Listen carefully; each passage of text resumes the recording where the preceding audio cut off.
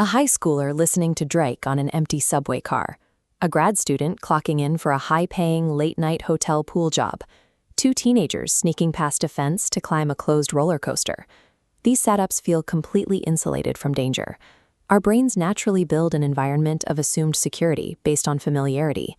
We move through our regular commutes and steady jobs with a lowered guard, trusting that a routine space is a safe space. Routine creates a severe mental blind spot.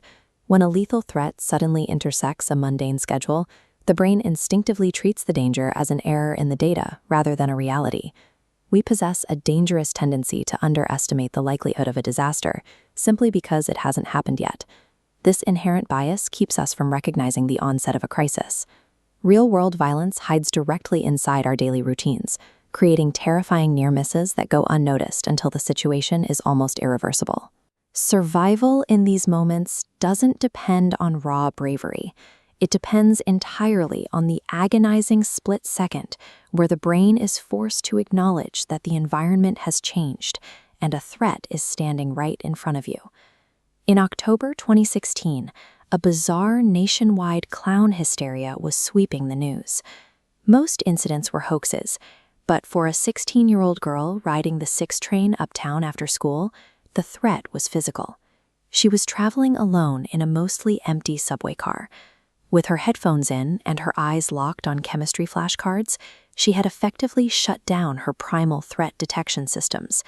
By flooding her senses with digital noise, she had entered a state of complete situational blindness. The train pulled into the 96th Street station, and she stood up out of pure muscle memory. But as the doors slid open, a man in full clown makeup, baggy clothes, red shoes, and white face paint stepped into the doorway, wielding a kitchen knife and physically blocking her exit. The routine reflexes vanished instantly as her brain dumped adrenaline into her system. Dodging his blade, she sprinted past him onto the quiet platform. The man pursued her with an erratic, jerky stride until she finally made it up the stairs to the street and found help.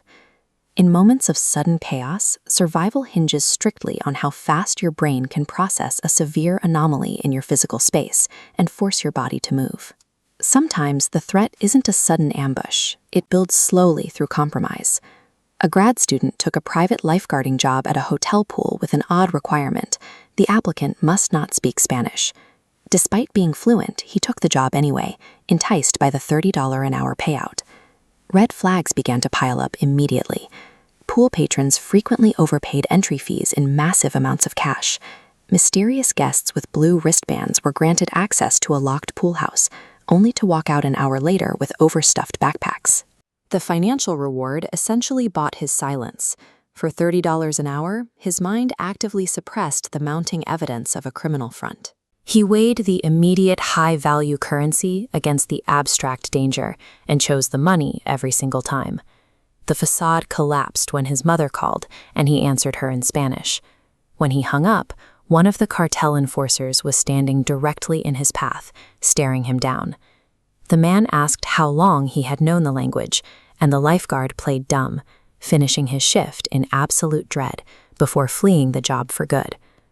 Organized danger is often more lethal than random chaos because it makes us active participants in our own entrapment. The mind keeps us in a hostile environment until the exit is permanently sealed. 2 teenagers at a sanitized glamping site decided to sneak out in the dead of night to climb a closed amusement park roller coaster.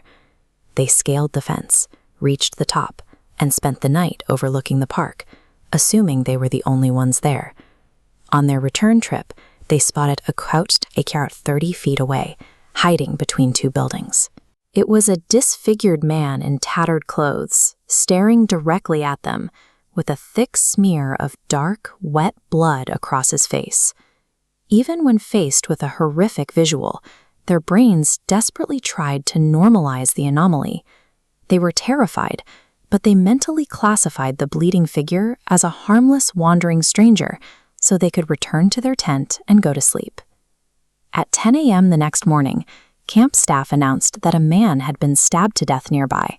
The killer was on the loose, and the description matched the blood-smeared man they had hidden next to just hours earlier.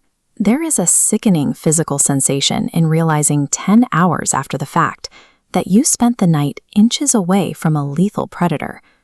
The physical exposure happened at midnight, but the realization of the threat didn't arrive until the following morning. By misidentifying the killer in the moment, the teenagers lost their chance to react. Their survival was left entirely to the sheer luck that a murderer on the run chose not to engage them in the dark. All 3 of these victims made it out alive, but they share a heavy aftermath.